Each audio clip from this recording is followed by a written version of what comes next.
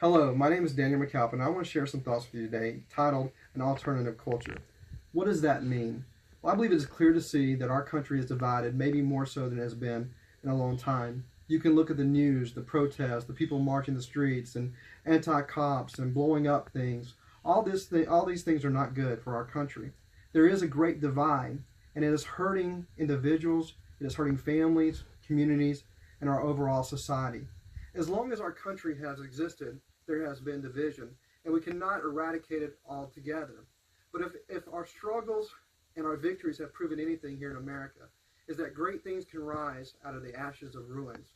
And I believe that each and every one of us has the responsibility to be proactive in changing the culture of today and implementing an anti-culture of respect, respecting our neighbor.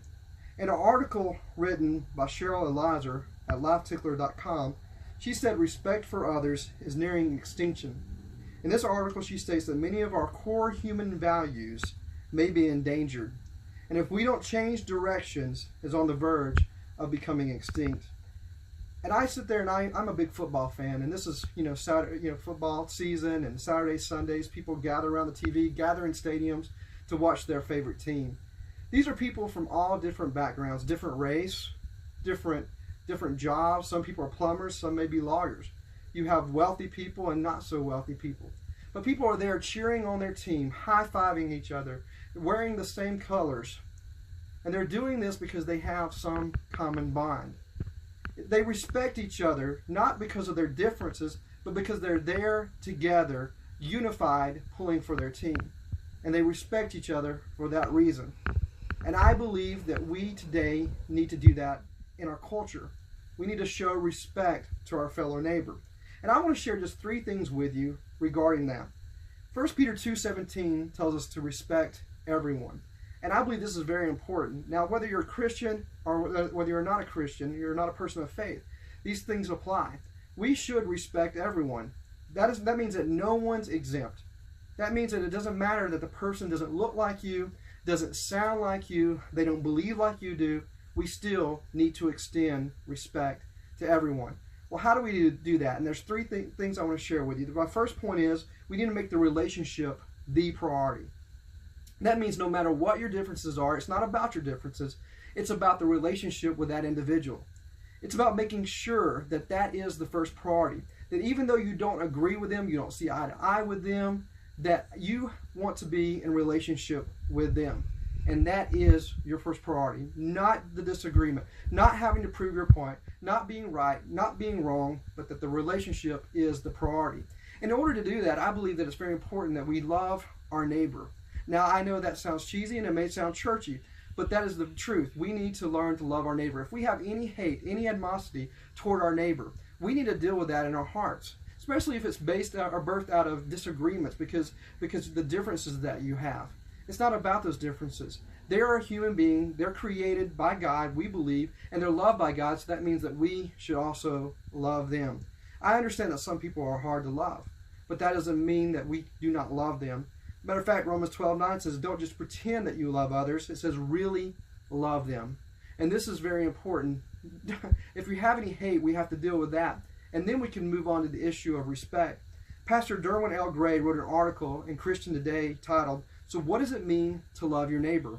In this article, he believes that truly loving your neighbor means that you practice justice or fairness towards your fellow human beings. Basically, that means that you treat people how you want to be treated. You treat people fair. If you see that your neighbor is hungry, you feed them. If you see they need clothes, then you try to help provide that clothes for them. If you see that maybe your neighbor's sick and they can't cut their grass, that you offer to go cut their grass. It's just basic decency, basically helping your neighbor, being fair to your neighbor, treating your neighbor as you would want to be treated. And that is one way we can extend respect.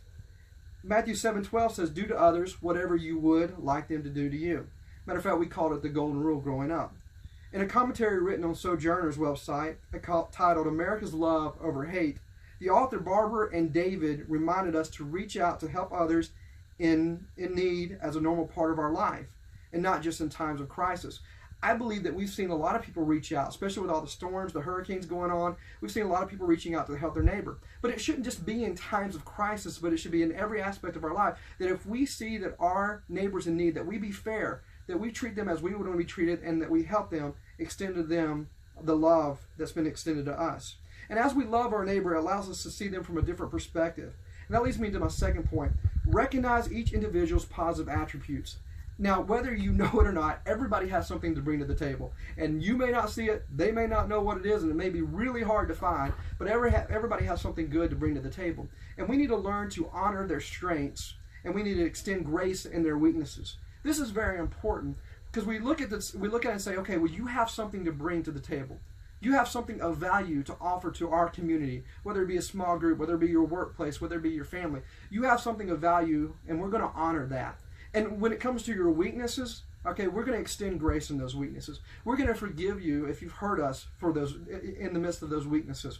Because it's not about those things. It's not about the negative things. It's about the positive things that you bring to this relationship. And we're going to honor those positive attributes. And as we do that and we lift people up, it begins to help us bridge the divide. And that leads me to my last point. We need to reject division by focusing on unity. This is very important. Each and every one of us has a part in this. Romans 12:18 says, do all that you can to live in peace with everyone. So this should be our goal, to live in peace with everyone. When we reject division, what does that mean? First of all, it means that you stand up against hate and actions of disharmony. This is very important. Whether it be in your workplace, whether it be at home, whether it be on the radio, whether it be on the local news channel, if they're building up things that would cause disharmony, we just need to turn it off. We need to reject it, and we need to speak against it. We need to stand against it. It's like a fire. We don't want to feed the fire. We need to cut it out, and if in our own life, do our own part to say, okay, we're not going to build up hate and disunity and disharmony. And then that leads me to the last thought, that we need to build bridges to healthy relationships. We need to build bridges. Even though you don't agree with everyone on every issue, find common ground, build those bridges, find ways to make that relationship the priority. Build bridges, extend bridges, and to say, hey, I love you, and even though we don't agree on everything, I want to have a relationship with you.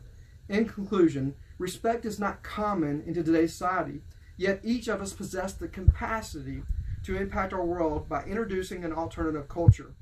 We don't have to allow the negative stream that's happening in America to continue. We can change the world by doing our simple part, by respecting others. You have the power to bridge the divide, to build unity, and to be an ambassador of peace. Thank you.